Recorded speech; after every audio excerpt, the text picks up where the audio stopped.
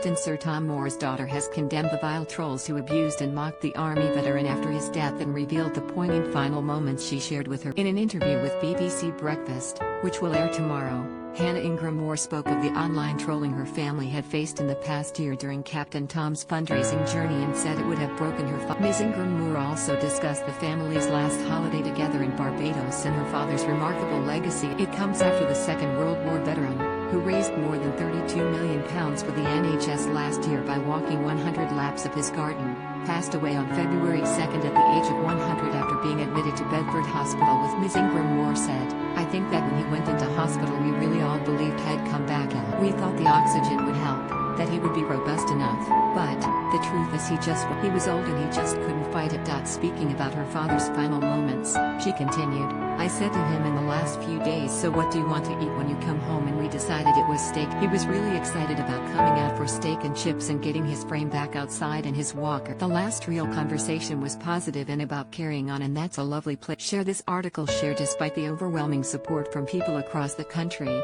Ms. Ingram Moore said there had been a vile minority who had made hurtful comments about her father. She said, "I think it would have broken his heart honestly if we'd said to him, I couldn't tell him. Because how do you rationalize to a 100-year-old man that something so incredibly good can attract such horror? So we contained it within the four of us and we said we wouldn't play to the vile minority. We wouldn't play to the we're not, because we are talking to the massive majority of people." Ms. Ingram Moore also discussed the family's final family holiday together to Barbados, where Captain Tom was able to visiting the Caribbean off his bucket. She continued, "It was just amazing. He sat in 29 degrees outside. He read 2 novels. He read the newspapers every day, and we sat and we talked as if we went to restaurants, because we could there. And he ate fish on the beach, and what a wonderful thing to. I think we were all so pleased we managed to give him that." How Sir Captain Tom's heroic actions boosted Britain amid lockdown. Sir Captain Tom Moore hoped to raise £1,000 for the NHS, but ended up capturing the hearts of the nation. Here's how 100 laps around his garden became a knighthood. April 2020, the Army veteran begins fundraising in the hope of raising £1,000 for the NHS amid the coronavirus pandemic. He wants to walk 100 laps of his garden before his 100th birthday on April 30th.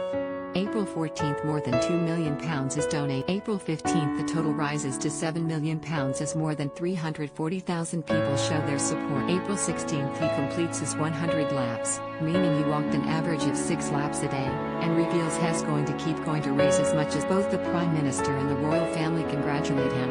April 24th, Sir Captain Tom is the oldest person ever to reach #1 in the top 40 charts with his cover of He'll Never Walk. He performs it alongside singer Michael Ball and the NHS Voices of Care Choir. April 30th, the fundraising page hits £32 million on his 100th. He is made an honorary colonel and enjoys a military fly past.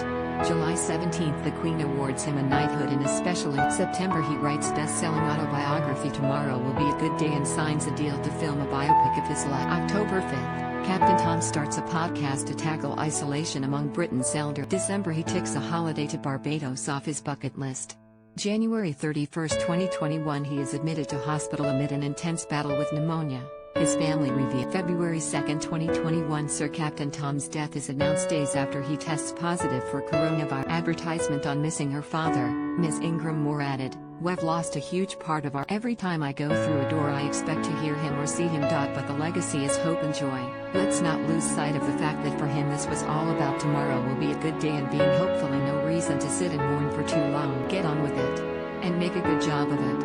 Earlier this month, the Queen led tributes to the inspirational war veteran and fundraising hero who raised more than £32 million for the NHS by walking 100 laps of his garden before his milestone birth. Her Majesty sent a message to Captain Tom's grieving relatives and told of her joy at meeting him in person when he was knighted in July. A statement from Buckingham Palace said, "The Queen is sending a private message of condolence to the family of Captain Sir. Her Majesty very much enjoyed meeting Captain Sir Tom and his family at Windsor. Her thoughts and those of the royal family are with him, recognizing the inspiration he provided for the whole nation and others." A tribute to Captain Tom was emblazoned on the screens at Piccadilly Circus, while the London Eye, Wembley Stadium, and Blackpool Tower were all lit up in his honor. Downing Street also lowered its flags to half-mast as Boris Johnson hailed the national hero as a beacon of hope. And the Prime Minister said, "Captain Sir Tom Moore was a hero in the truest sense. In the dark days of the Second World War he fought for freedom, and in the face of this country's deepest post-war crisis he united us all.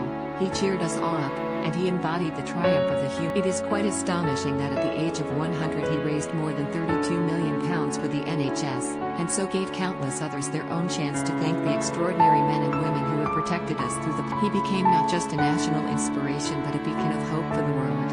Our thoughts are with his daughter Hannah and in a mark of Captain Tom's international acclaim, President Joe Biden's White House posted a tweet paying tribute to the man who inspired millions through his life and his actions. Captain Tom's daughters announced the sad news that their father had passed away just after 4 p.m. on February 2nd. They said, "It is with great sadness that we announce the death of our dear father, Captain Sir Tom. We are so grateful that we were with him during the last hours of his life, Hannah, Benji and Georgia by his bedside and Lucy on FaceTime. We spent hours chatting to him, reminiscing about our childhood and our wonderful. We shared laughter and tears together.